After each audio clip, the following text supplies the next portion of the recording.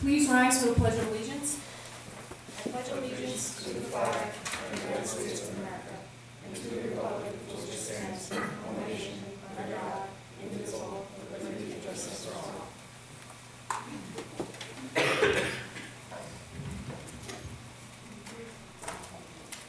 This meeting is being conducted in compliance with the Open Meetings Act. Postings of this meeting setting forth the time, location, and agenda were posted in each of Verona's 6 schools, the board office, and town hall. This posting was also sent to the above newspapers, all SCA presidents, and SCA liaisons. The Verona Board of Education operates under consent agenda format, and the board member has a right to have an item pulled to be voted upon or discussed separately. Copies of tonight's agenda and resolutions have been made available to the public present. Mr. Squirtle? Here. Mr. Day? Mr. Bellino? Here. Mr. Yunus? Here. Mr. Quattrochi? Here. Okay, welcome to tonight's meeting. This is a specially convened meeting, given the timeline on budget submittal to the state and the timing of when we've received state aid numbers, which are integral to getting final budget numbers onto paper in some sensible form. Ms. Nardino has prepared a number of scenarios here. I think there's six different scenarios for the board to contemplate for this round of the budget. And it's important to remember that this round of the budget is a preliminary, non-binding round, but we need to take action on the timeline and formally approve whatever we come out with tonight in order to submit it to the state so that there's a budget of record at least submitted. But the final form budget doesn't have to be approved until the end of April? And I say April because we have a scheduled board meeting, but we could, We could do it in May. we could do May 6th. We have an April 29th meeting we would expect to Right. finalize. So my understanding is what we've got in front of us is we've got 5 documents, I'm sorry. There are 2 versions of the budget, which is the line-by-line Tory detail, one of which has explanatories and some highlights and lowlights around changes and percentages, increases and decreases, and the other one is the entire budget sorted is differently, I think. No, sorted the same way, it's just larger font, right, without turning the columns. That second document is the 5-category document, and then, oh, yes, you're right. Right? Yep. And then we've got a 1-pager that has the 6 scenarios to contemplate. There is a 14-15 priorities, 1-pager. That table is a page that we saw last meeting. These are the items that have been prioritized to be added to the budget. And then there's a 2-page, it's titled wish list for village, but I'm not sure what the definition is. Okay? And then in the resolutions for tonight, there's a couple of pages. Each page is mutually exclusive from the next, so these cover the scenarios on that 6 scenario sheet. The goal would be to choose one Right. tonight. And I just want to make a point that the public only has the first page of the cover. resolutions. They don't have all the scenarios. Now, they do have the first resolution. We don't have the rest of them, and if you choose a different resolution, I'll just read those numbers out. Okay. And then in terms of timing, we are starting an hour earlier than our normal time. Mr. Yunus does have an appointment that he needs to leave approximately 8:30 for, so unless there's any disagreement, hopefully we can get through enough tonight, get to a resolution and carry on. Otherwise, we'll have to make it a 3-person board discussion, which is probably not as desirable as you want to be. Okay? All right, so who wants to lead on what this will be on? So I'll start with the different scenarios, and explain why that one column is highlighted. That is the current budget, so that increases 2.78 on the tax levy. And originally I was just gonna go with five scenarios, a 2% increase, 2.53, 3.5, and 4. But when Mr. Forte and I completed the budget, that budget number at the bottom, which is $31,048,943, turned out to be a 2.78 increase, so that's why I have that in there. So we can discuss the items in there. We can talk about passing a budget that's lower than that number, higher than that number. And I also have at the top of that column, the tax impact to the homeowner is $142 on that budget. I just have one quick question. For the 200,000 under extraordinary aid, Yeah. are we pretty confident that it'll come in at or above? It's always a roll of the dice. I mean, we're usually in and around that number, so It's usually one year, 182 usually, right? Or is it usually 182? there's been years where it's been 180, Okay. then it's 200, 204, so we're kind of in and around that number. So even with it at 200, we're pretty confident that the scenarios would be pretty consistent with what they're here now? Right. Okay. Cheryl, what's the significance of 31048? That's the budget as it stands, the budget that Mr. Forte and I completed yesterday. And that budget includes all of these priorities. Yeah, so I think the way to read it is the two big sheets, the detail, which these are identical, just sort of a little bit differently, include all of the things on this sheet, and that's the 2.78 shaded version. And then you can work to the left or to the right from that, is the dialogue. Now, again, you know, there's a fair amount of detail here, and one of the things we asked at the last meeting was some explanation on some of the, what's in, right, which is this list, this one pager, and then any other material changes in the budget, and then some review of what's not included, which, is that what the wish list That's is what meant to that be? is, yeah. Right, so we're leaving these on the table at that shaded column. Do you remember offhand what the percentage was for last year's budget? 2.5. It was It was 2.5? 2.5, the year before it was 2.39. And that was what we did last year. Yeah. 2.5. That's a tax levy increase? Right, right, because years ago, Steve, it was, the budget went up a percentage of total budget, and then it went, is it when Christie took office? That was a percentage of tax levy. Yes, So they Right. changed the game. Right. Yeah. right. But the 2.39 and the 2.5 is the tax levy. Right, yeah. And we're confident that at the 2.78, we won't expire any of our waiver from now to when. That's a good question. So on the very top left-hand corner of that document, the bank cap for 12-13 is $389,521, and 13-14, $139,367. So we are only using a portion of that total in that shaded column. So we're using 222, 269 Exactly. of the 528.88. Right, exactly, yep. Well, I'm sorry, so That's what we're using 222 specifically of the 389. Of the Of the 389, right. And we're the using none of 12-13. the 13-14 completely. Right, So does that mean that we lose any portion of the 389 this year by not using it, or does No. it carry one more year? one more year for 12-13. Okay, so. And did we get any waiver this year yet? We did not. I did have a $37,000 waiver for health benefits, but those numbers got reworked, got double-checked, got the increase from the broker on how much it was, so then we didn't. We didn't exceed the state. Right. Is our tax levy cap 2%? It's 2%, correct. Well, it's Unless, capped at waiver, it's capped at the total of the 2% plus any allowable waiver, that's your cap.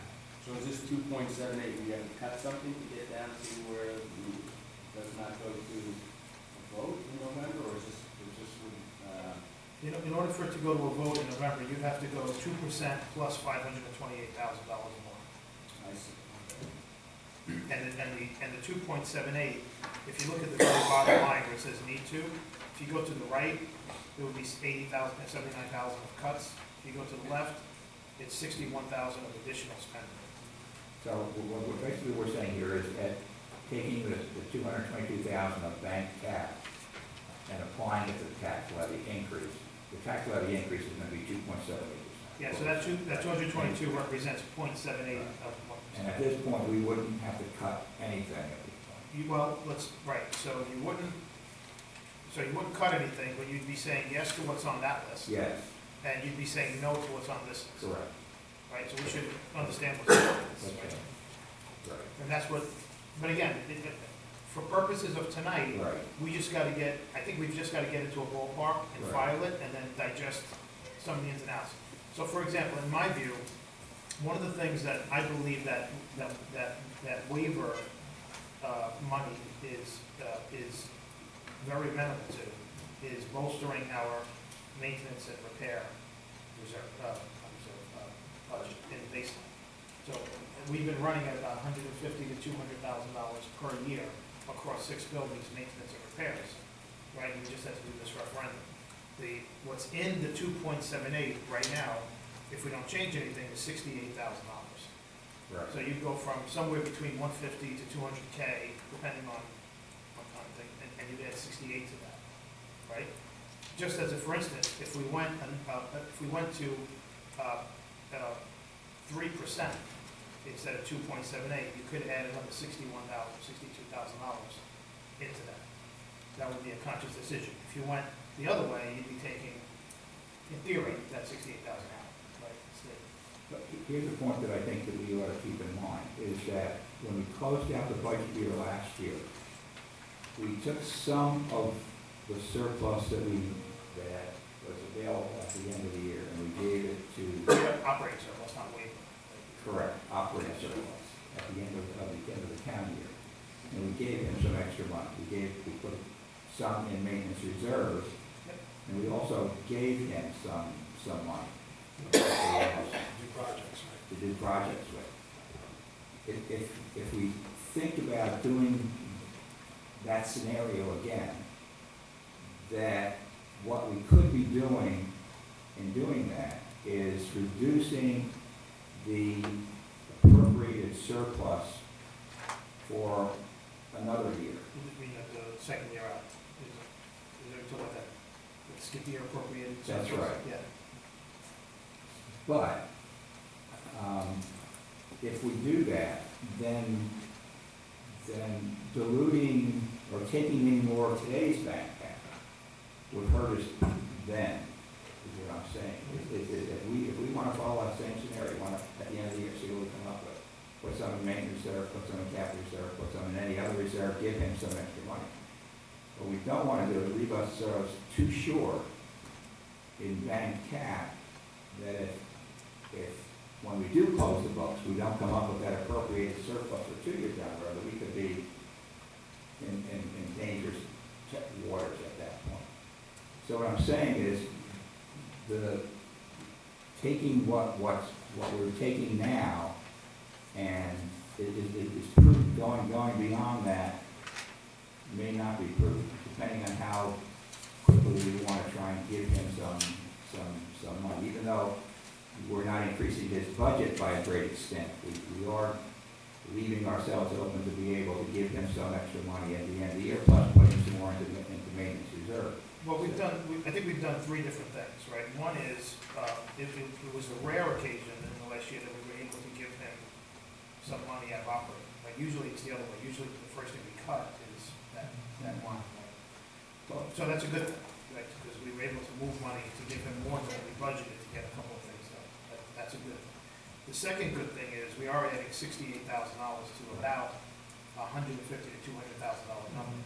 Percentage-wise, that's a big percentage, but it's $68,000 across 6 buildings in the field. So it's not a lot of cash, it's a big percentage. That's a good thing, though, so it's a step in the right direction.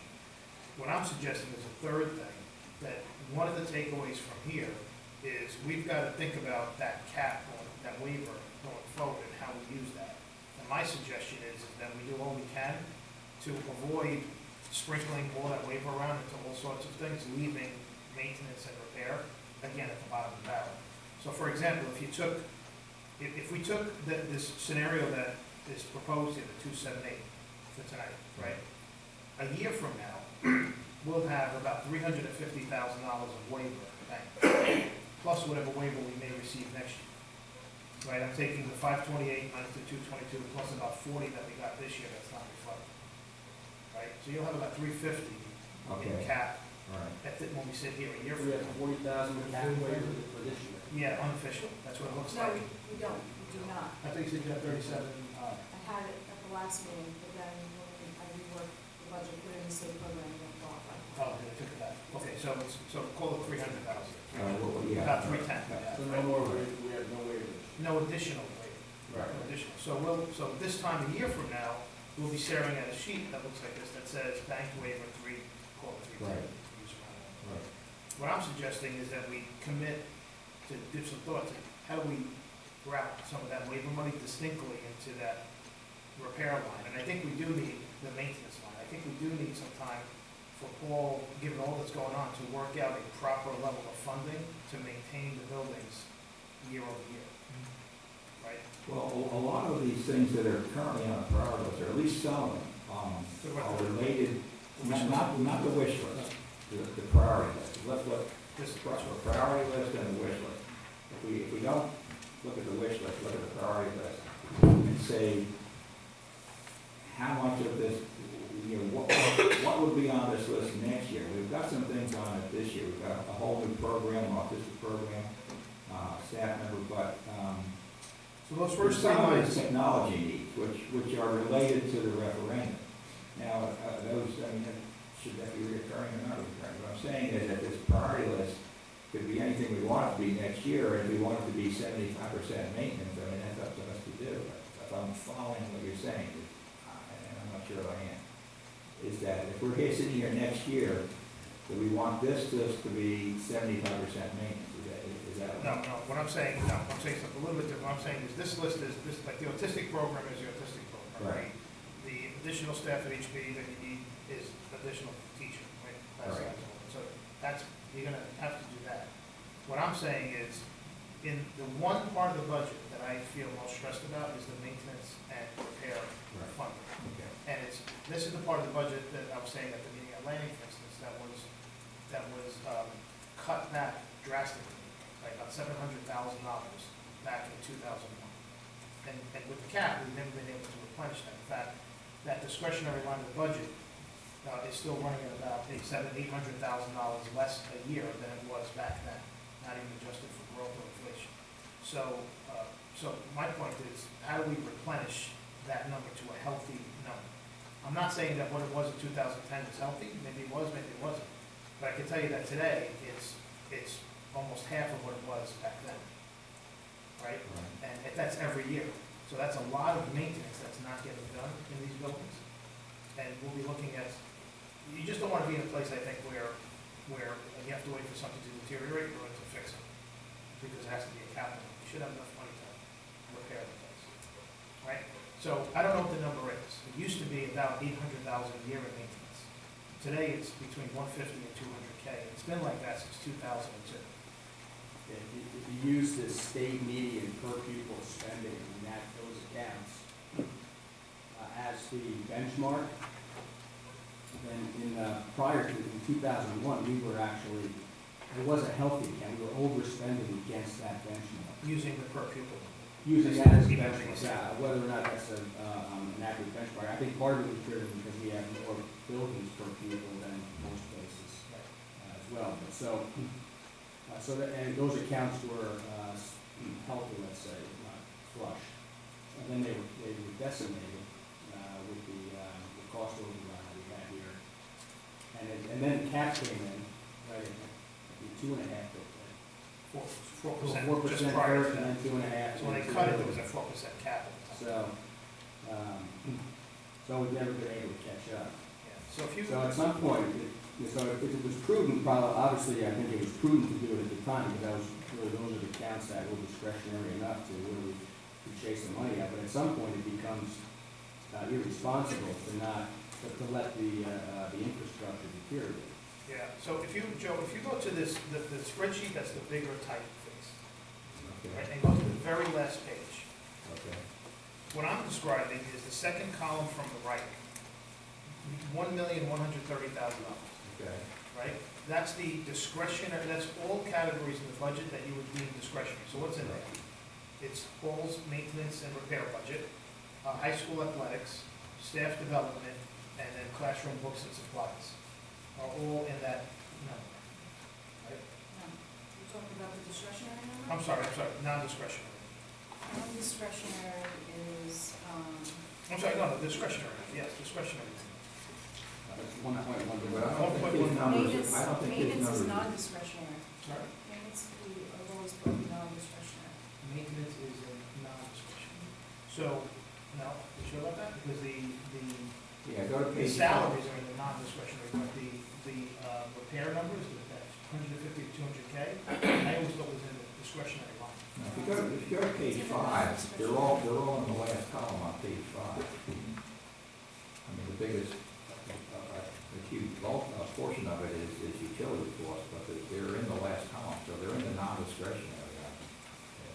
Right, so, but to give you an idea of the magnitude of the cut I'm talking about, that 1,130,000 that you see there, back in 2001, was, back then, it was running at about $1,650,000 a year.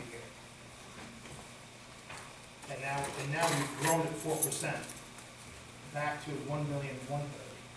So it's about $500,000, a little over $500,000 lower than it was back in 2001. Right, and then that resulted in a whole shifting around of the budget. And that was, 2001 was 13 years ago. Right, so you got 13 years of spending that much less money in those buckets. I can't say I recall that level of spending ever being in maintenance. You could be right, but I just don't recall. Well, so remember, so when they had the $700,000 deficit, Right. they didn't lay off a whole bunch of staff to plug it, right? Exactly. What they did is they cut it out of maintenance Okay. and those kinds of costs. But again, I think it was a healthy number, just to Okay. Mr. Swardell's point, back then, but now it's not, it's an unhealthy number. So I think we've got to have Paul and the team go back and say, what should that number be? Or what's a reasonable aspiration of what to get it to? And how do we get there in the next year or two by using the waiver money that's capped, that capped? Okay, it should be, again, using it as a benchmark, should be $500,000 higher than it is now. 500 higher. If you use the state average We per use pupil the spending. state, the median per pupil spending in maintenance spending. So if you use that as a benchmark, and you apply that median per pupil spend benchmark to the number of students that we have, we come up with a number, and then what we actually spend is $500,000 less than that number. I went over that today with Mr. Tim. The year you're talking about when you made all the cuts, it was, wow, 2002 or 2001. So you went from, back then, you went from top 10 in spending to the bottom third, to bottom three. Like And that's these are about, the that's lowest about three. 70 districts, 70 districts that are K-12 in our size. So that's where that came from. So you went from top 10 to bottom. To the bottom three, like the third lowest. So he said, no, I looked at it today, it was interesting data. He feels very confident that with $500,000, that either in one shot or phased in, which might be, the solution, it'll be a huge difference to Look, maintain the like district. if you add, so we'd be at 240 or so, right? If we're running at about 170 on average, If we give them the 68, what are we gonna go to? about 240, something like that, so, right? Yeah, let's go. Which column would you be in there? I'm just taking today, say, any 1 year is between Oh, 150 to 200, so I'm saying, pick some point in the middle on the average, 170. He says it's pretty much 150. Budget, It's budget, yeah, budget, budget. right. Sometimes we spend a little more, like you said, but Yeah, the budget is. so I'm just using 170, some years it's close Right, to 2. yep. right?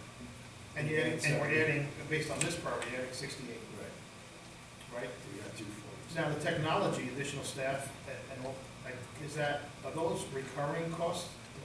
Like, which is, I would imagine the autistic program are recurring, Yes. right? Like, those are permanent staff. I mean, this stuff is all recurring costs, the technology, the additional staff, and then your additional tech needs. In other words, are you saying that 70,000 has to stay there, or another 70? I'm just saying. Just that- saying, the 70 is gonna be there again, yeah. No, so what are we buying with the 70? The 70 is leasing computers, remember that ramp up? Yeah, so every year you'd be leasing another subset of Right, computers. so you're looking for another, Right, so that'll be baked in. yeah, And the 50 is a permanent hire. like the person. Could we do that with the temp or consultant? We could do that, but, the plan was to hire a person. I think by speaking with Cindy, the number would be higher if we went out outsourced, to put something that she could do. But only if it's it would only make sense to do a consultant if what you needed it for was the implementation of referendum. If what you need is a person around technology permanently in the district, that's a different thing. That, the person you just talked to is built into the referendum, the consultant. Consultants. This is a technician. This is another Cindy assistant. This is a Cindy assistant. It's, yeah, like we have Cindy who manages it, and we have our network administrator, and we need a technician person to go around and fix things, and, you know. So I would just take a look at, I mean, my suggestion was on that 50, is it cheaper for us, is it half the money if we contracted that rather than hire us? We don't think so, but we can definitely get, some numbers. The autistic program is, that we talked about that. Yep. The additional staff at HB is class expansion. There's a bubble coming through, and now they're going into the older grades, so they have to be in more specialized classes. The 6/10 of a special ed teacher is, again, same thing. That's the same group moving up the bubble. Yep. And then there's an hourly rate on aides, 20K. Yeah, they haven't had an increase in 5 years, possibly. More than 5 years. The B&G increase we just talked about, and rounds it out. And then the business teacher at high school, that's a full class, so just rounding out partial. 0.8, yeah. So he already has the benefits. And the same as music staff, the music staff is part-time. The music staff would be a one-time-a-week person. And then what's the strategic plan for 20K? Those are for, there's two areas of the strategic plan that we didn't have funded in the budget this year that we determined as a goal. One was to do a district-wide culture and climate survey, and the other one was to study the district and efficiency in terms of where the students go to school. So the person would study demographics and live births and all that, and come up with some suggestions on how to have the buildings more efficiently filled by students, I guess That's that's a possible change in configuration. possible. So given all that's going on, could we defer that 20, add that 20 to the 68, make it 88, and then round up the 451 and make it 100 to maintenance, to the B&G number? I think we could do It it. would add, like, it would make it 2.78 to 2.79. Sure. I mean, I think we could do it, but just so you know, that was one of the district goals this year, both of those things that were funded. The configuration. The studies, both studies were one of the two goals that we had this year. And we can put it off until it would be Just not think with this the year. change of superintendent and all going on referendum is the right time to do it. That's a reasonable, You know? That way you take the 68, make it 88, right, with the current budget, and there's another $12,000 you need, $12,000 like around it. Yeah, and then we've added 100K to the B&G budget, the operating budget in one fell swoop. yeah, I think you ramp it up 100,000 a year until you get to 500,000, and then you're in much better shape. You're saying 500,000 more, not total of 500,000 more. So he's saying it should be more like 7. 100,000 more per year. Yeah. So he's saying it's So like, we've got an increase of 100,000 every year.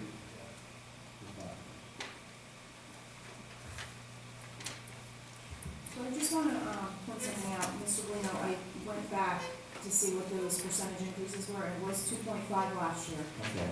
and 12-13 was 2.37. 2.5 and 2.37. Yep.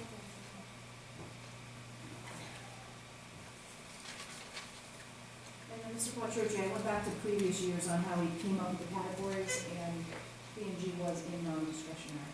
all the categories of B&G, Except for salaries. Salaries are salary. Right.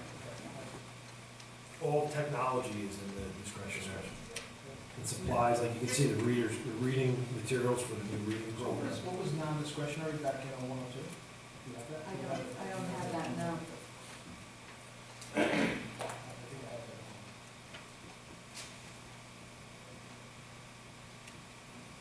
Anyway, that's my view. I think we're in the, I think the question you have to ask yourselves are we in an okay enough zip code to vote on the thing at 278? That's one, right? Given what we just talked about, maybe moving a little bit of money around and trying to take a little bit off of one thing to get that B&G up. And then a takeaway going forward is, I'm sorry, and we should go through this wish list. We should, what we the problem I have with the wish list, and even going over it, is it's not quantified in any way. I mean, to talk about something that, I don't know whether I'm talking about $100 or $100,000, I mean, that, I mean, I don't have problems talking about it, but I don't think talking about it tonight is gonna do me any good, because I don't know how much it is. Some of the things on the wish list will be covered by the referendum. Yeah, this was an email I sent out to Well, principals. then why didn't you, I mean, you guys go over it, take out the stuff that we already gonna cover in the referendum, and put a dollar value on it, or else, why do you talk about it? I mean, it's nice, but I mean, if I don't know how much it costs, I mean, how can we even intelligently talk about it? Well, I think, Joe, if you scan through it pretty quickly, there's, I mean, There's very little in- laptops for my teachers, I mean, one laptop or 120 laptops, I mean, so what are you talking about? Instead of all my teachers, I think I'm sorry, there isn't all, so I meant she has. All right, refer to the decade. I mean, I think that, again, my suggestion is that we just go with what we've been talking about here, standard increase, and then come back when Jim is here and let's look at the wish, let's talk about per people spending on maintenance. We've got a lot of time to do it. We've got 3 more meetings and to give us some thought as to whether we really want to, what we really want to do. I mean, for tonight, for expedience purposes, so she can submit a budget on Thursday, I'm okay with 2.78, but I'm willing to talk about whatever else you want to talk about. Well, I think- We'll do it when we're here at the full board. and Just- have all the, just scanning these 2 pages, Joe, I think there were only 3 lines that popped out to me that are worth understanding a little bit. Everything else is referendum type stuff, whether it's now or in the future, like the flooring, furniture, et cetera, that's what needs to be replaced. And that's under Brookdale, number 5. So that's something that's gonna happen. We're buying, So that's included in. not in the referendum, but in the budget. Right. We're gonna satisfy that anyway, right? So when we say wish list, the only things in here that jump out as, gee, that sounds like something you want to address, that one's being addressed, right? And then under VHS number 8 and number 9, just some explanation of what they are. Number 8 says staffing for science, business, and guidance, right? And technology specialists. So the business one, we're satisfying. That's the additional staff. We've been speaking about adding a science teacher. It's definitely something that we should seriously consider. It's just not something we're gonna do next year, because there just needs to be time to write the curriculum, to come up with the plan of what courses we're gonna offer, which is also a strategic plan item. So we're not in science, then we're not at risk of poor quality jobs. This is not about class size reduction, it's about offering new courses that aren't ready. Of course, that we don't have yet. Right. The guidance, I think that would be a great thing, having a guidance counselor solely focused on college counseling, but it's not something that we put in the budget for right now. Okay. Obviously, and then the instructional technology specialist, I had a nice talk with Cindy about that. One of the things, remember, just a couple of years ago, there wasn't a Cindy, there was just one person, so we have Cindy with a person below her, and now we're gonna have another person below her. We'd like to make Glenn Stevenson, instead of the supervisor of science and math, we'd like to make it the supervisor of STEM, which would include technology, that's instructional technology. So now you'd have like a 2-headed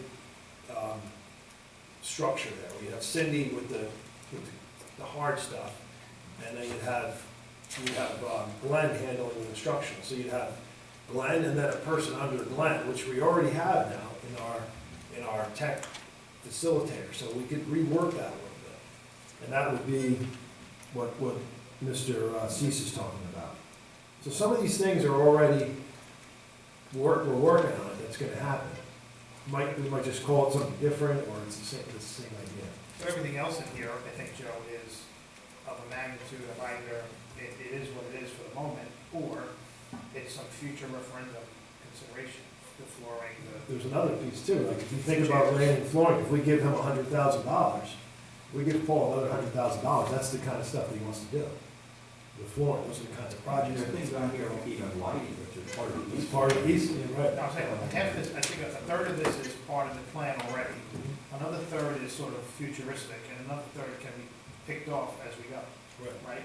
The only ones that I would say are sort of raise an eyebrow are that number 5 about the computers, when you're saying that's covered. But The operating in this budget, we have budgeted for 150 new computers.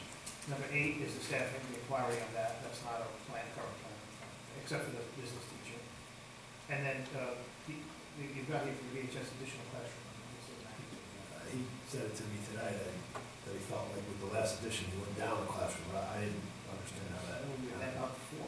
So, yeah, I thought he said, can I clarify something? I just said 150 new computers, or replacement computers of the ones that need to go. Right, but these are not additional, these are upgrades. Upgrades to existing computers, correct?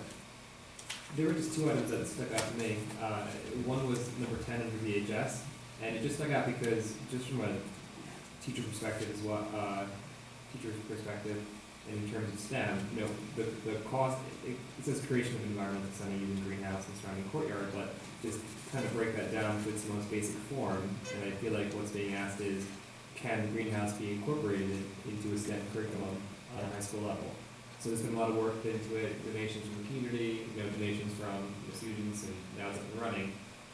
Is it possible, the cost might be so de minimis, but just to incorporate that into what's happening in our curriculum already, to ensure it doesn't disappear. Because I feel like it is adding value, and we've seen that add value to what our students are doing. So I feel like this is like that last step of it, but even before that, we get to that point, it's just, could we add what they're doing already into the curriculum and fund it? That way we ensure that we are just offering real world scenarios and opportunities for our kids to engage with STEM.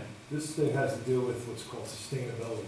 And what they mean is, right now, the greenhouse is going well, it's nice, and we're gonna add AP environmental, so it's gonna be a good part of the classroom. But the second phase would have been to maybe make the courtyard farm, and it would have been that whole sustainability thing where you grow stuff, you Yeah. fertilize, So to that point though is, are we funding it to get students involved, to develop that plan and to make the next step in the question? Or are we just leaving it as an ad hoc, it happens to be here because of the will of, the circumstance right now?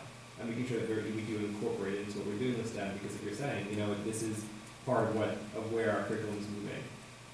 And on a very funny note, I sat down with Earl Kim way back when as a student, and Earl Kim and I hatched out the same exact idea when you were doing the first referendum, actually, back all those years ago. You were there, actually. And I brought my drawings with what it would look like and everything. It's so funny. So when I see it, I just see, it's years later, but it's coming up again. I just think, the first step to doing this is just making it part of our curriculum, because, like you said, it already is going to be it is part of what we're doing. We're going to add it to AP, and I just think, we haven't thought about actually funding it, and to make sure that we do, even if not the full project of a courtyard and everything, but just fund the materials to keep it going. And then, is there no laminator? Is that what that is? There's no laminator? I think she needs a new laminator. That's something. I feel like that's so also de minimis that we would incorporate a laminator for people to laminate their materials, I guess, in elementary school. Well, it's the elementary level, so when the teachers do their bulletin boards, Yeah, it's artwork, pretty- I feel like that's one of the things, like, not having a garbage can in your house, just buy a garbage can. You need it. I feel like it should just be incorporated in this budget. We pretty much think, but, we went through a rough winter. Yeah. So we put some holds on things because we have to catch up a little bit, make sure that we're okay. But we feel pretty strongly about once June comes Okay. around, these kinds of things can be addressed. Okay, all right, great. Yeah, just those are the two things that kind of popped up to me as, things that are either going very well that we might lose, or just, we need a laminator for teachers' supplies. Yeah. All the books in here signed off, we should get Mr. Miller to validate that all the books that we're budgeting for are one of the things that we define when we create a position is that the principals has building responsibility. It's not up to Textbooks, Yeah. not regular books, textbooks, right? When we say everything. Like library books and things like that. No, You need a text series, like a whole series. Or any replacement books that we buy as part of the changing curriculum, or books that are aged that have to be replaced. Just make sure that, Right, make sure that Charlie has another governance sort of sign off on what we're buying, that's the right thing, it's roughly fits the programs, et cetera. So here's, Especially where, we constantly are evolving with direction. Yeah. Right? here's how And actually, library books too, why not? Right? It used to be, I think when we created a position for the supervisor that first year, Pat Higgins, who was the manager, was trying to do an overhaul of the library books that we had, et cetera, so that was still. So we see it as two different things. One is a wholesale replacement of a series. It would be a totally different thing.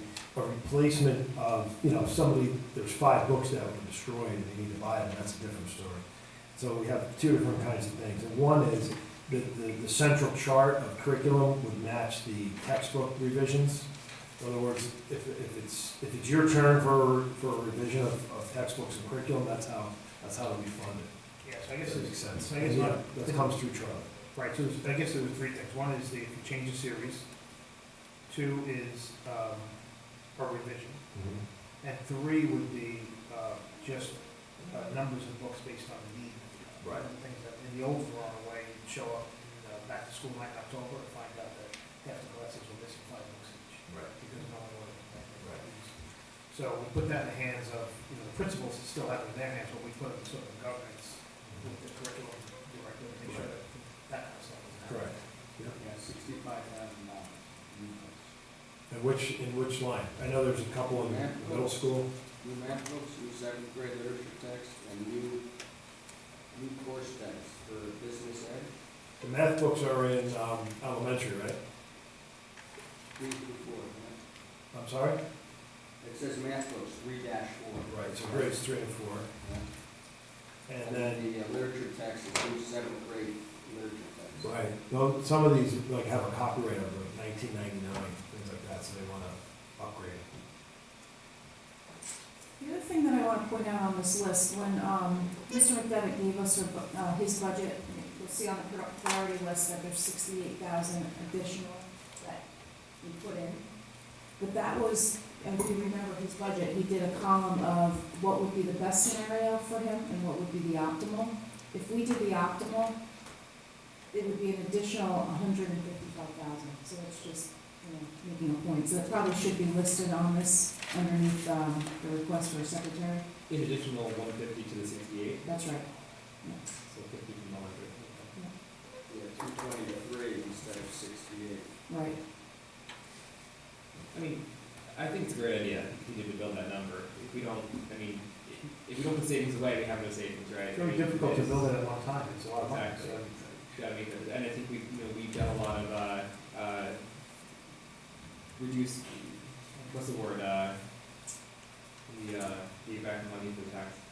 Tax relief? Tax relief, in past years, we've had an opportunity to build it then, we didn't, I just think at some point, we have to make a conscious effort to have a sustainable and reasonably funded line item, for our maintenance and reserve. I mean, if you did it all at once, you'd have to add 2% more. Exactly, That's a lot. which, and you also don't know, what's. But if you did it over 4 years, for example, Yeah. instead of methodically do it over 4 years, that's a 0.25% a year. So as long as we're committed to doing it, that we have a plan, it's going to be okay. Yeah. I spoke with him today, and he said, he was very happy to even hear that this is being addressed, that there's going to be an increase. And, that it would ramp up to a level where we feel like we can sustain it. That's exactly what the conversation I had with him today. One question that I have, Cheryl, is you sent out a spreadsheet that had the breakdown of the total spend in the 5 categories that total to 31,048. So that represents a 3% growth over last year's budget. What it didn't have was the growth rate of each component. So what's driving that 3%? I sent you that, that's the thing. Do you want to send it to that? Do you want me to forward that to everybody? You can't print it. Okay, just- print it, but you can- do you want, You can just, pull it up, or read it? Just give me a second, don't let me know. Because I would have thought that benefits aren't grown because we renegotiated. benefits is the lowest growth we've ever seen because of the 2 things. We negotiated the big change to the plan that brought the premiums down a lot, plus there's a bit of an uptick in the staff paying for making a contribution to premiums. So the net of those 2 things brought that number down to the lowest we've ever seen. So it's still growing now. Just No, actually, if you look at it, I think there's budget to budget, it looks like there's a decrease. In the health plan, but not overall, not if you add all benefits together, there's FICA, Social Security, there's a bunch of stuff added. I'm just talking about health. The health plan itself, yes. But there should be, we're in the third year on We're in the third year of this year. Right. The year we're going into is the third year. We're going into the third year? We're going into the third We're year. going into the third year, so we have one Last more year year. was on the one, second year? this is Oh, okay, two. we're going into the third year, all right, okay, so the following budget will be going into the fourth and final year, and there should be another big increase, Right, yeah. another Very big jump up, increase. which certainly is gonna help, and may even double what we have this year when we go from year 3 to year 4. So, a couple things that happened this year with health benefits is that, the board and the VEA agreed to change the plan so it was a higher copay. So, so of course that changed the premium plus to us, but also because of that, and because of where people were being placed on the chart, a lot more people opted out. So it was like an additional 12 or 14 people, and I suspect that that may happen again for next year, when it really starts to ramp up. It almost doubles each year what the percentage is. Yeah, it's tough. I mean, being in education, Mo and I made the same choice, which was, do you have two plans? You opt out of one and you take the spouses, and that's just the way it is, because the costs are several $100s a month. But, take it. And the theory is the opt-out money should cover what your out-of-pocket is, Yeah. Okay. if there isn't any. So, so let's make note of these, so there's 5 lines, we summarize the budget into 5 categories. So just make 5 lines. Salaries is the first, benefits is the second, and the benefits is inclusive of the staff health plan plus up the other benefits, plus the contribution we make to pensions, state pension, all that's all in that number. Special education, fully loaded, so special education fully loaded means salaries direct to special education or in the special ed line, not in the salary line. That's the only Salaries exception. are not in? No, special education salaries are part of the special education line, Okay. right? Non-discretionary, so insurance, utilities, et cetera, and discretionary, there's everything else. Okay?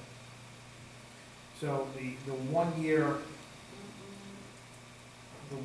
growth change is, so these numbers, they're about right. They're a little bit off because this has so the levy cap is 278, this has a spending growth of 2.9 because of the 8, right?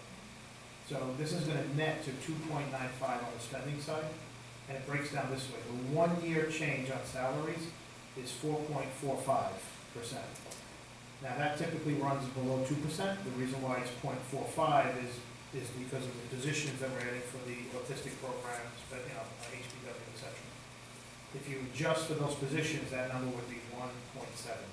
On salary, you save money on healthcare and you redirected that into salaries, that would also drive that number. Correct, that's right. But the 4.45 is not an increase in salaries, it's an increase in salary cost. So it's both the contract plus any new positions that are added. So you got 4.45 on 50% of the budget, so that's 2.25 right there out of the 3%.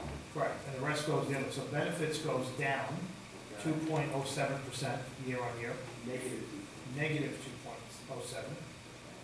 Special education is 1.35. Again, that's one of the lowest we've had. Non-discretionary is up 0.25%, 0.25%. And then discretionary is up 21.5%. But again, that's on $1 million number, Discretionary is how much? 21.5%. Buildings and grounds is in non-discretionary. It is. Yeah, We're increasing the it's buildings. because only, because it's the non-discretionary is a $2 million number, you're increasing $68,000. Well, again, you're increasing buildings and grounds, you might be cutting something else, you've got to go through all the lines. So what's, I think these budget accounts here, when you put together, it's $586,000. That was under the budget test. So it depends what accounts you count. well, so these totals are the sheet with the big type, those columns.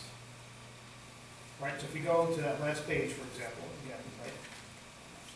And I think $1,960,000 is the non-discretionary number, and $1,960,000 in 13-14 budgeted amount. because 13-14 is unaudited, so we're using the 13-14 budget. So these percentage changes are this proposed budget versus the 13-14 budgeted amount. Yeah, Not- I understand that. On This on is his five budget, agencies. but on his budget, he's including salaries, I believe. Whereas the salaries on this document is in the This salary is the column. salary line for the insurance. I think, not, without having it in front of me, if you wanna, Yeah, he's got some salary, that's, salary grounds, that's, that's a part-time salary. But here's where, so there's one other column that I'll ask you to take a note of. So those were the percentages year over year, so last year to this year. Then we reflect a 5-year cumulative average rate. Okay? And John, I don't wanna push you back, I don't wanna leave that point, that's one I have a concern about. So if he's increasing the $68,000 increase on the budget base that he created here, it's a 13% increase. So if it's the whole budget is only increasing by 0.25%, then something else is being cut.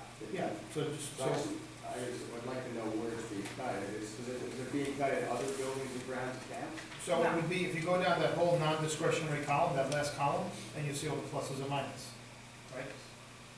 That's where the changes are.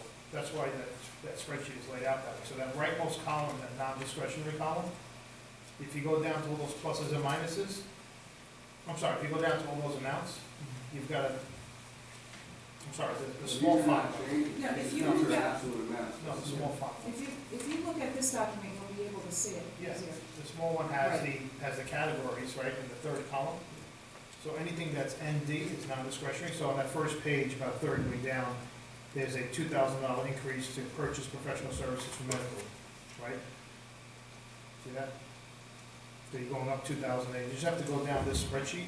So teacher evaluation Yeah, system. that's a big number, right, it's going down 22, because the first year was purchasing the whole thing. So you have to put that on line item last year to spend to get the thing up and running, but this year that's non-recurring, so that comes out.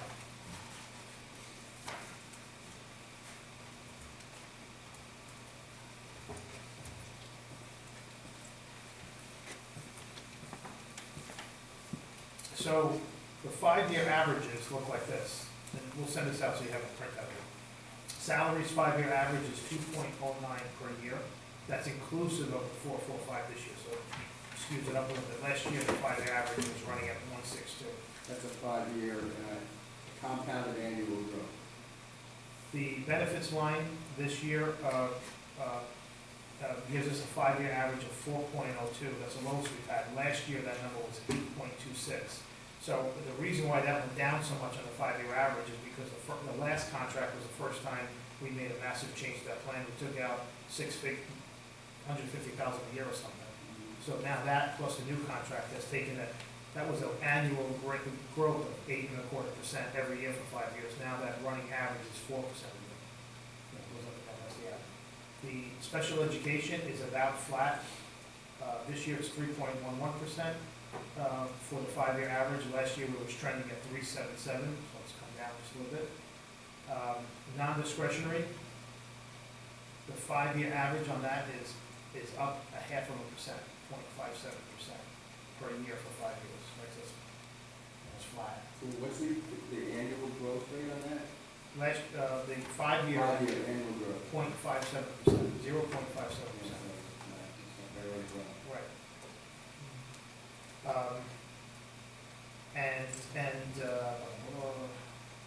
And discretionary line is growing at average of 0.8%, so less than 1% for 5 years.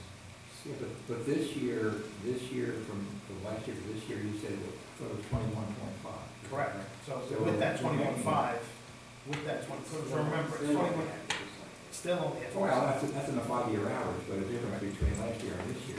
21%. 21%. I mean, can't go back and change history, but you can No, change. the reason why the reason why the history is important is because it shows you what the trends have been. Right. You know, where have you been adding money, where have you? Well, I mean, I think we recognize that we didn't do what we should have been doing that. But remember, but last year, your average rate on salaries inclusive of adding positions was running at about 1.6% a year for 5 years. I mean, that's below the cap, right? That's inclusive of contract raises, changes in headcount, hiring positions, and all the rest. So there are some costs, and the benefits line that was growing in the last 5 years at 8.25% per year has now grown in the last 5 years at an average of 4%. Because this year, it didn't go up, it went down 2%. So it skews that a whole lot too. So you can see where we have focus. We did a lot of work on the contract, right? The last 2 contracts that bend that curve a lot and cut it in half, on the 5-year trend. Special education is about flat. That number used to be 8% a year 5 years ago on the trend line, and now it's running at about 3 a year in the trend line. But non-discretionary and discretionary, which is, you see the categories in the budget are about flat. We can't get lulled into the thinking of the health benefits that continue to go in that direction. I mean, we're the benefit of the teacher's contributions, which is going to be substantial next year, but it's going to run out. It's going to flatline. Right. And then we're going to be back to. But there is an interesting thing that's going to, there's an interesting dynamic that, and one of the things, before we cut, we should just agree with how we can meet with the new teachers president, the teachers union president, because in the next contract, 2 things are going to happen. The 2% cap is going to make the applied growth in the contract, in the guide, positive. That's one sort of, you can see that freight train coming right out. So we know that, we talked about it at the last contract. The VEA recognizes it, they're ready to talk about it. The second thing that's going to happen is they will have reached 2 more years of the increase in the contribution to the premium, which I think brings to life if you lower that premium, you lower the amount of contribution one must make as well.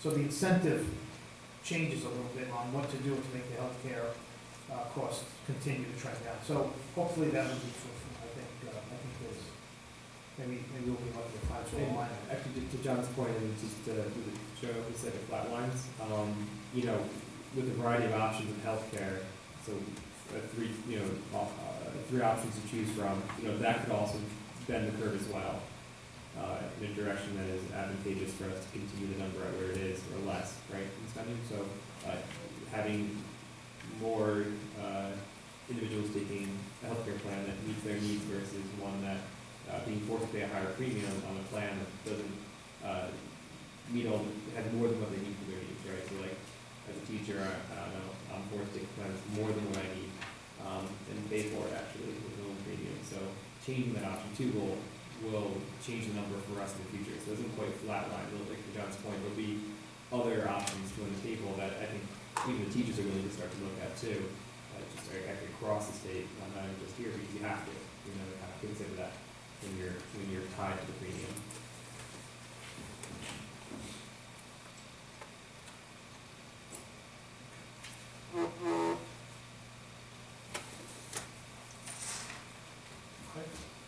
John, question. Have we addressed the discretion?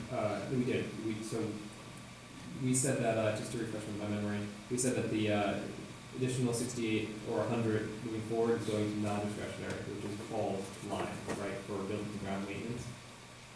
That's my suggestion. The 68 is going there now. My suggestion was to, again, you could submit anything we want, but I think we should, the total, I'm not changing the total of the budget, I'm just saying we should contemplate moving that 20, given the timing of change superintendentcy and the referendum going on, and using that 20 to, into Paul's budget. And then for discretionary. And then rounding it so make it 100K.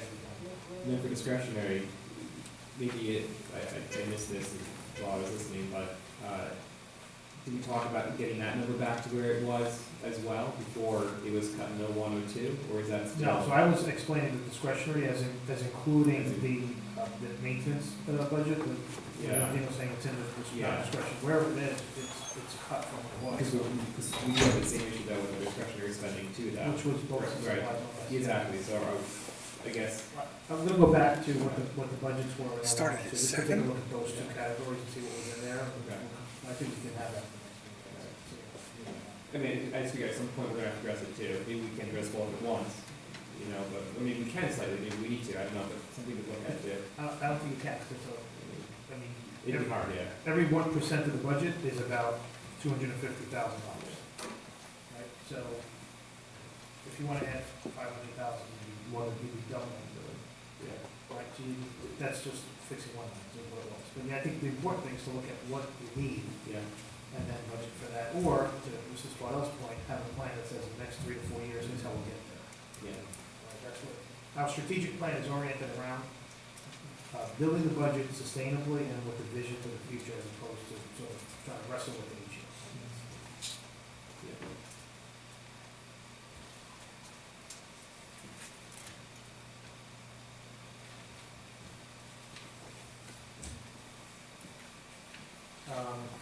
Anyway, those are all my comments on the budget thing. So, does anybody have any other bits to it, or are we in a position to vote on it, move on from this milestone, and then carry on to the next meeting?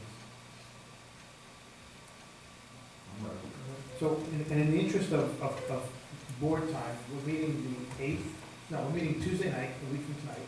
Then we'll meet the 8th and the 29th, because there's a week vacation between, right, so the 8th and. So suggestion is that we, unless there's a real pressing need, maybe we lay off of committee meetings other than finance for this, and buildings and grounds for progress on, friend and time. Tuesday Which night. month? Or just for, Until we resolve the budget, because I think we should give this the lion's share of the attention that we need. The only other thing was, I spoke to Mr. Friesen today, and he wanted to meet with athletics because of the track issue. It's kind of Yeah. stagnant there, so Yeah. Agreed. wanted to. and you're talking about for April 8th. I'm saying, until we're final on the budget, and we've got the referendum legwork sort of up and running, I think those are the two most important needs. This because of the timeline to get to the end of April, right, with submitting a central budget final form to the state.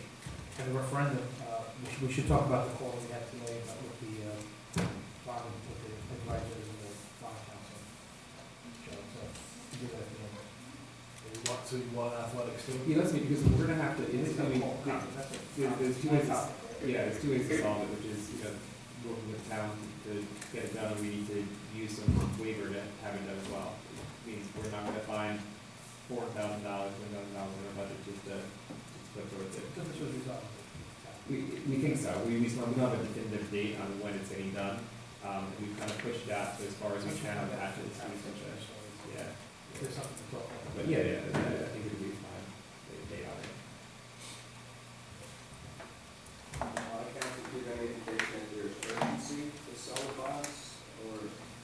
Yeah, so before we do the vote on it, why don't we talk about that? I don't think it impacts anything we're talking about here, but just to, so we don't give any sort of illusion. So, it comes down to sort of 3 main points with selling the bonds. The first question was, how soon do you need the money?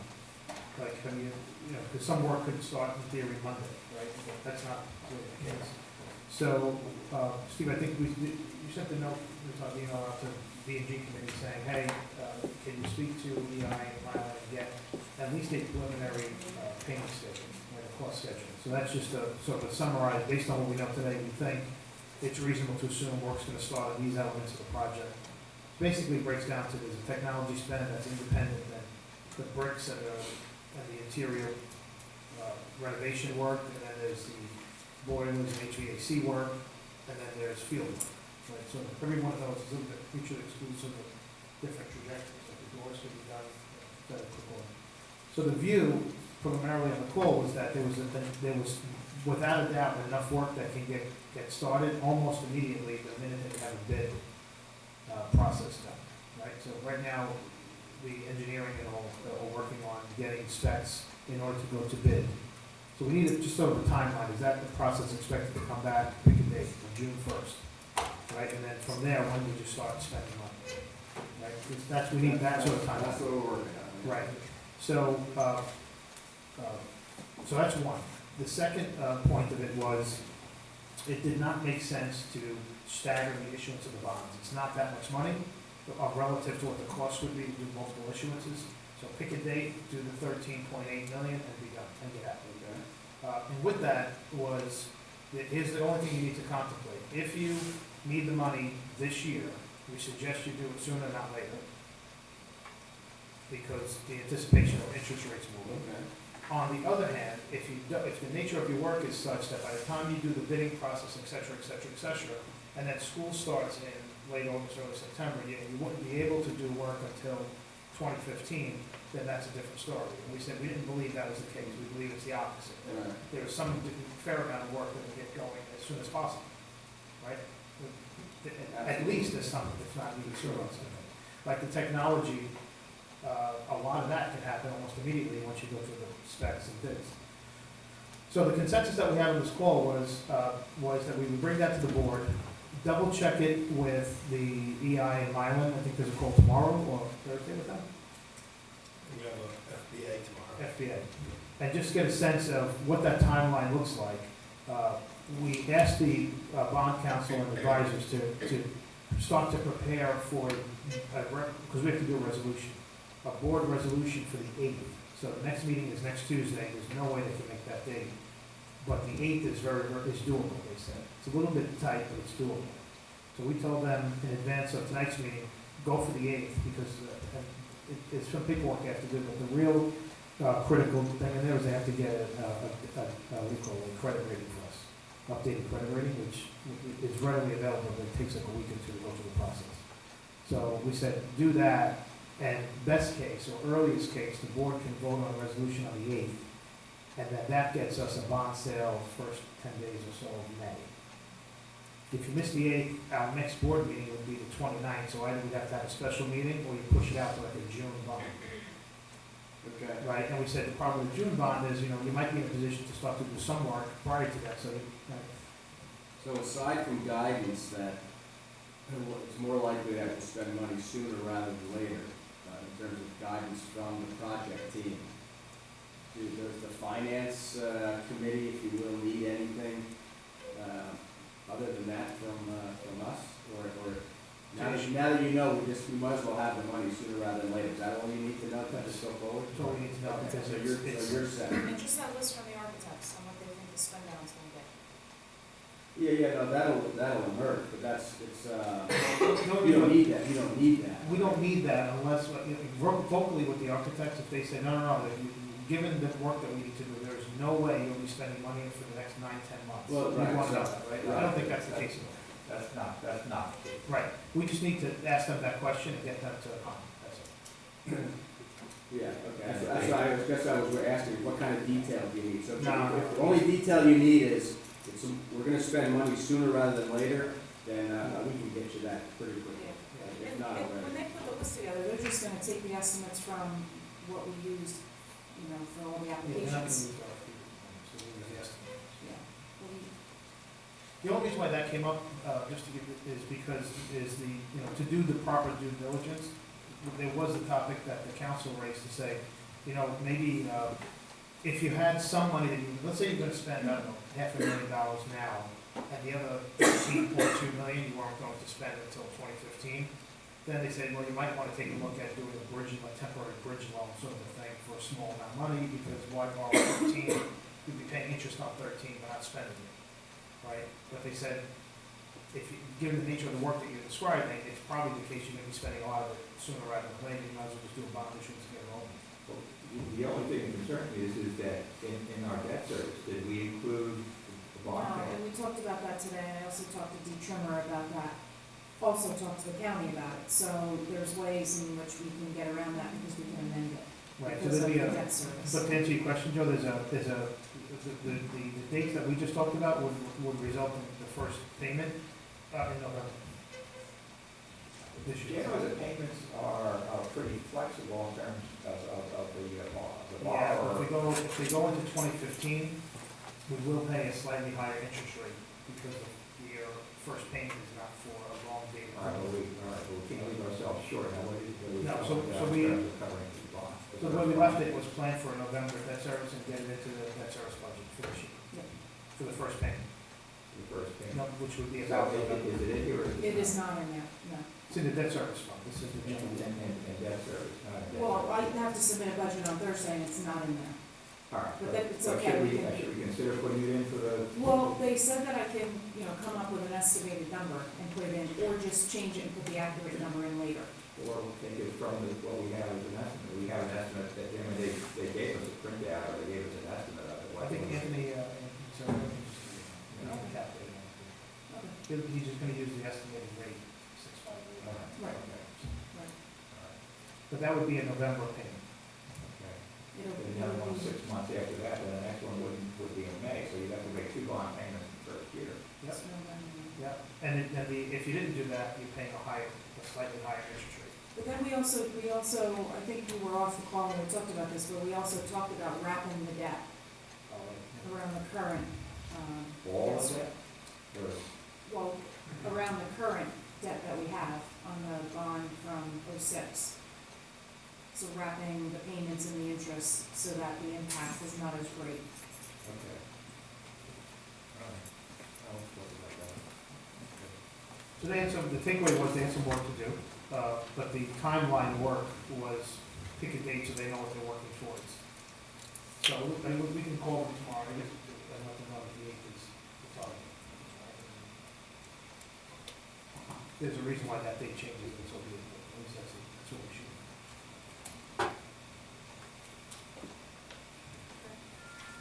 Okay? Do you know, does B and G and Finance want to meet for the 25th also? The next Tuesday. We need to? And then athletics will go in April.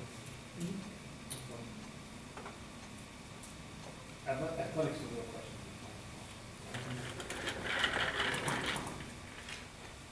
Is everybody comfortable to do, call roll? Resolve that the board approve finance resolution number 1. Hey, I'm sorry, it's the first, It's it's the number one first on the one. first page, right? Right. The one that reads 31,048, 942. That's the one that the public has. That's one of the, that's 2.78. That's Yeah. a 2.7. Second. Moved by Mr. Yunus, seconded by Mr. Molino. Any questions? Let's call the roll. Mr. Cordell? Aye. Mr. Molino, Yes.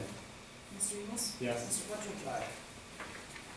Okay, so we have a couple of takeaways. The homework assignment for the board is to just go through this and prepare any questions. Just in the interest of time, send the questions to Mr. Forte, Mr. Martino, so they have them, and then have a chance to get answers for the next meeting. And, Should have, today. yeah, we'll put that on in a second. And then the shooting for the 8th for resolution on the issue of the bond, final green light, so we can get that out by, around the close of the middle of May, if we shoot it earlier than that. Okay? Okay, any questions, or we'll open to the public?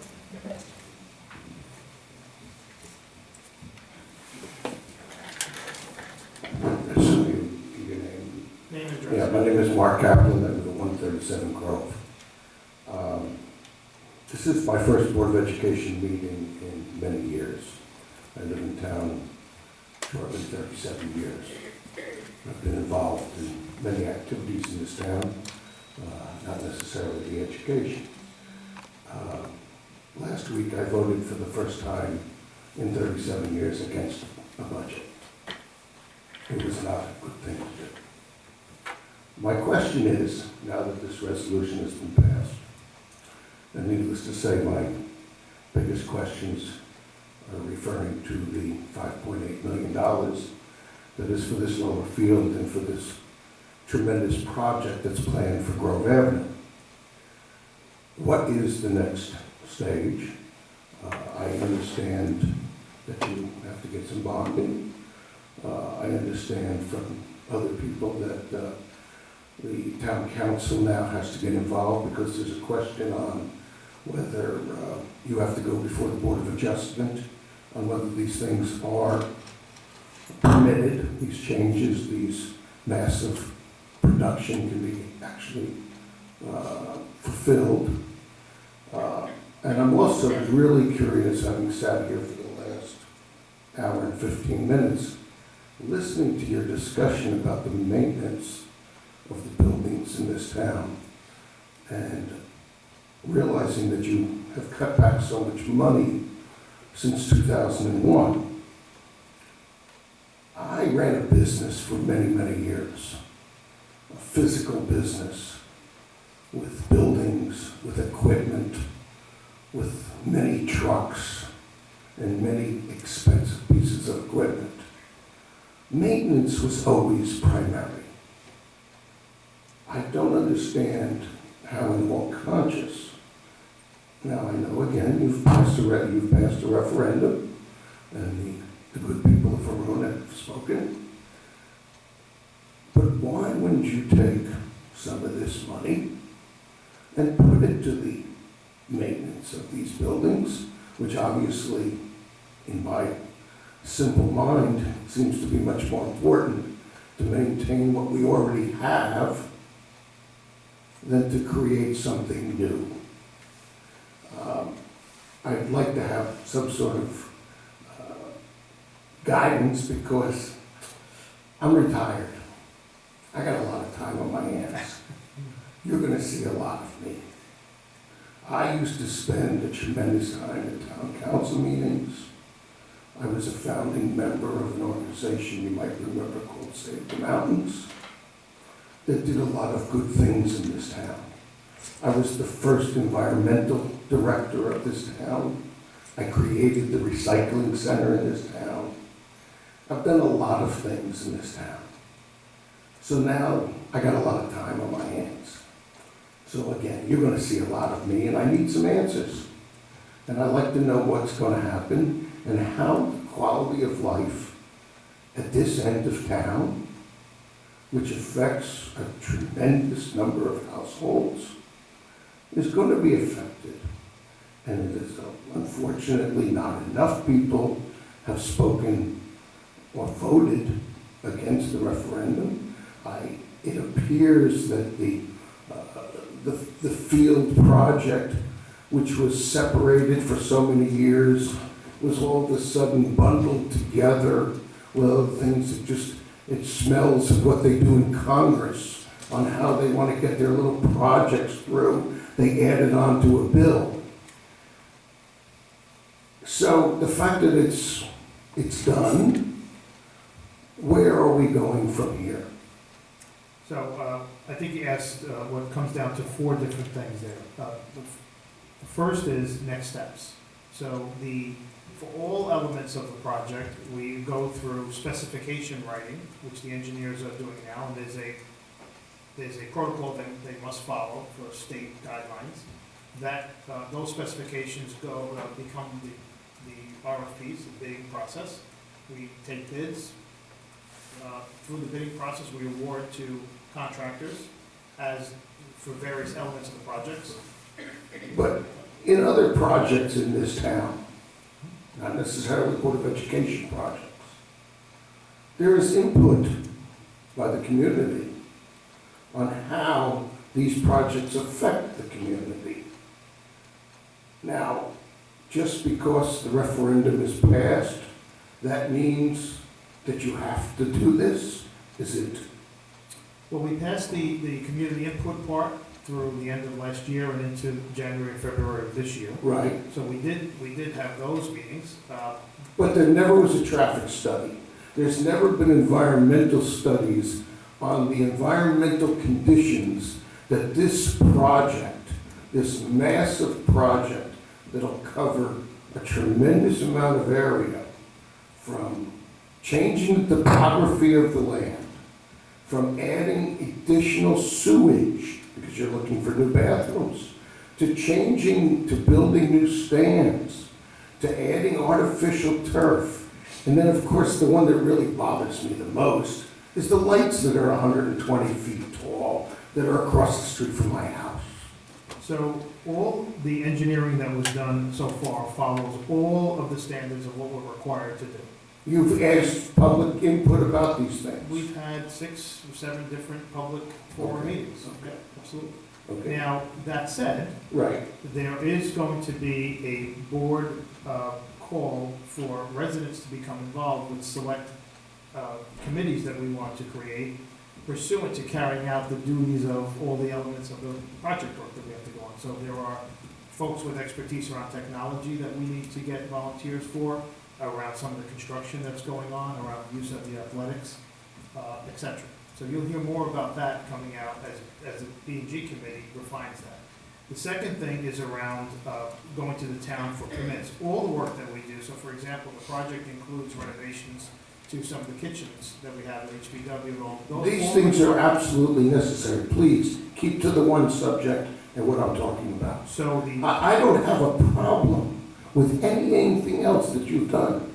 37 years, I've never voted no. You've done a fantastic job. The Board of Education, the education system in this town is fantastic. I've raised 2 children that graduated through this system.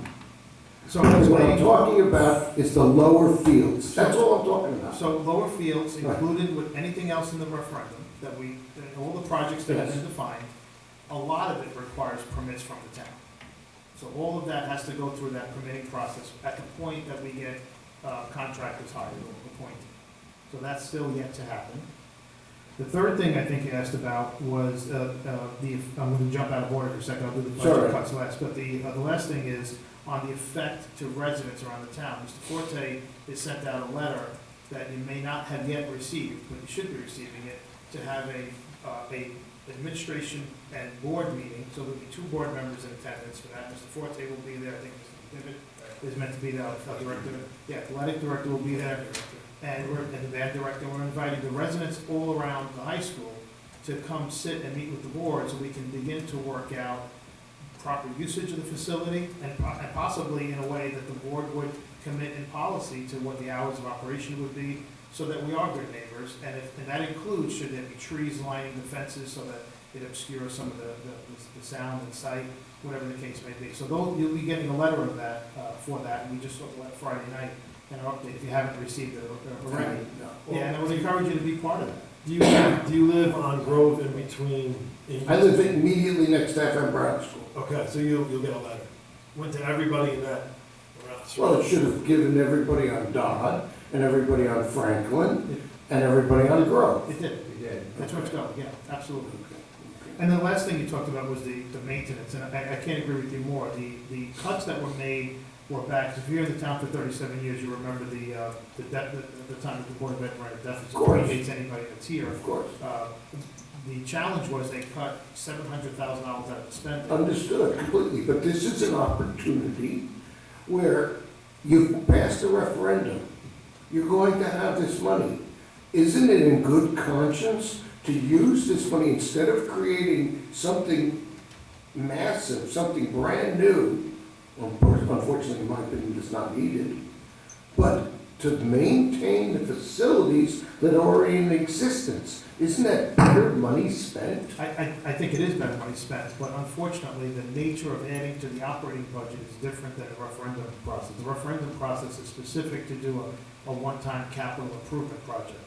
We cannot add, and even if we came in under budget with aspects of the referendum project, you cannot take that money and put it into recurring operating expense in the state. That's one of the constraints that we have, which is why the dialogue that we had tonight was in the normal course of a multi-year process. How much can we start to replenish some of the Well, lines that you certainly need to replenish that. Absolutely. There's no question that is a core thing as much as the quality of the teachers and the quality of the technology. If you don't have a facility that is in sound condition, what good is the other stuff? Yeah, you can't agree with you more. Right. So let me ask you this. The amount of money that has been now in this referendum for this lower facility, if through these future meetings, with the input of the citizens and input of other people, is it conceivable that the project is reduced in size, where it's not necessarily, and some of this money that is earmarked is not used, so then it just goes away? There's constraints on how much of the plan you can change.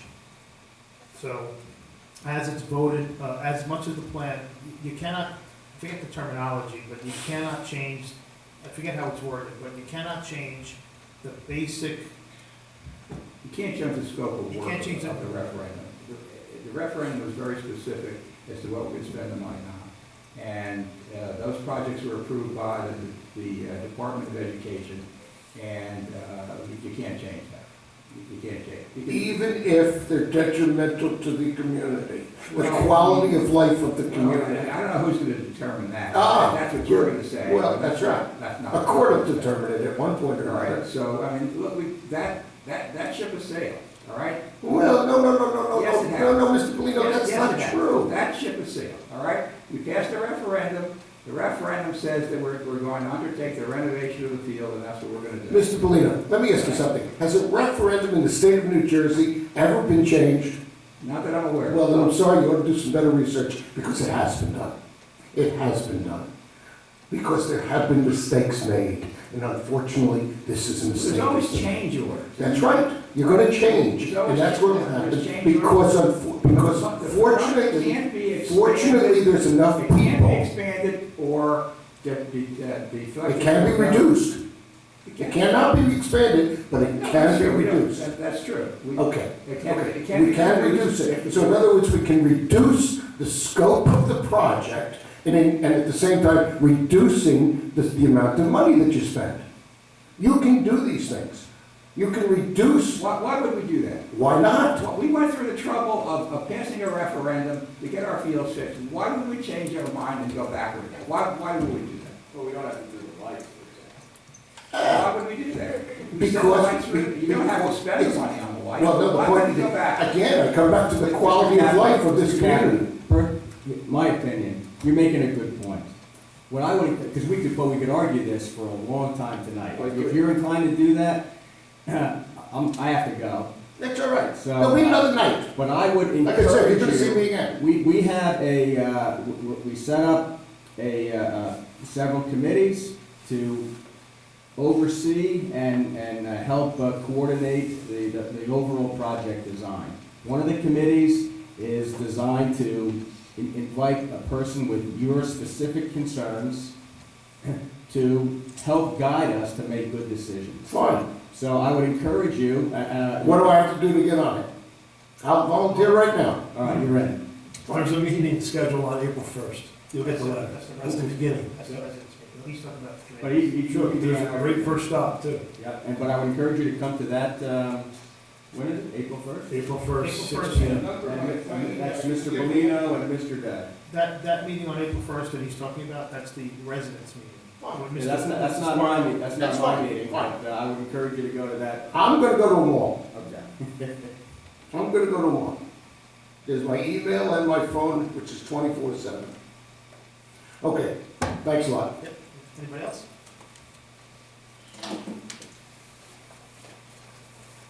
Hi, good evening. Congratulations. Seriously, congratulations on last week. It was awesome. Okay, just a few questions.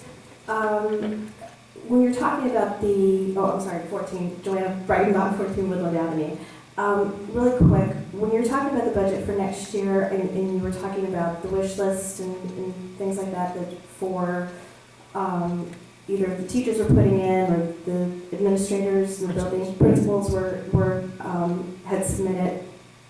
One thing I would like for you to consider as part of your, not to principal specific operating budget of their building, but as Board of Ed cost, or Board of Ed spending for Lanning Avenue specifically, are sound panels for the multipurpose room in Lanning. We have so many, because of the LSS students there, we have so many sensory sensitive kids that right now it's caught just the sound, the level of sound in there. There's a lot of parents who have called to complain, especially during lunchtime or assemblies, just saying that they don't want their kids in the building at that time, whether it's at lunchtime, taking them home from lunch, or not letting them participate in the building, in the assemblies, or having to wear headphones, bring their own headphones, or they get supplied by the teachers at some point. But I would ask that you consider that part of your Board of Ed spending budget for either at some point this year, next year, whatever the case is. The other thing that I wanted to ask about was you were talking about floors being replaced as part of the buildings and grounds budget, and I was wondering if possibly that was if landing was earmarked for that as well. So, so I'm gonna answer your questions in two parts, because it's the same answer for both things.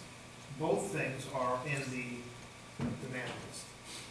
So the sound panels and flooring in various buildings. In fact, the board did have some dialogue about, is there an opportunity to get at least some of the floors replaced as part of the referendum? But at that point, it was late in the game, we said, we have to stop changing it and at cost, we weren't sure, so just move on. Right. And the sound panels and the floors are both in the ask list. The ask list is a principles list right now that has come to us independent of vetting through buildings and grounds. So it's got to go back through buildings and grounds, because what's on that list are priorities that have accumulated from principles. And as we discussed earlier, Jordan, some of them are included in the referendum already. Tick, tick, tick. Some of them are included in the operating budget that we're preparing. Tick, tick, tick. Some of them are not in item one today, but we need to make sure if they're buildings and grounds related, that they're in the prioritized plan as we move forward. We're going through a very big transition right now, where we've had the 5-year priorities on buildings and grounds, maintenance, all the rest that's added up to the referendum. Now we've got to update that, take all the referendum work out, and then supplant it with the next 5 years worth of maintenance items. And I'm sure you're going to see almost all of it. It's stuff that we've talked about ad nauseam. So you'll see this next level of remediation start to take shape. Okay. When, not exactly sure when you'll come, that'll be in the next couple of meetings, when you'll kind of decide that. Just simply, and the only reason I'm really asking is because as co-president of the SCA, we're going to be looking at our budgets for next year and taking So those. you should work with Julie. Mhm. At number one, so your conduit should be through her, but through the superintendent's office and the board, she'll get updated on what's in and what's not. But in the next meeting or two, Mr. Forte did say that he was going to go back on some of these items that were, we have to update this list. The list is the wish list, but it doesn't, not the wish list, it's the asks. Right. Those sorts of things. Which are the items in here that are ticked off for the referendum, which are the items that get ticked off for the budget, and what are the cost of the items? So for example, it does say sound panels for landing, but it doesn't say whether they're $2,000, $200, or $200. Right. Okay. Understand what that is. Okay. Prioritize. All right, perfect. Thank you. Anybody else? Okay, so we'll close tonight's meeting, and we'll get on to our normal cycle beginning at next week's meeting. So we're meeting 1 week from tonight on Tuesday the 25th. We have a confidential session at 7, public meeting at 8, and that's it for tonight. Steve? Before you go, I need you to introduce myself. Steve Spartel. I will send you my contact information.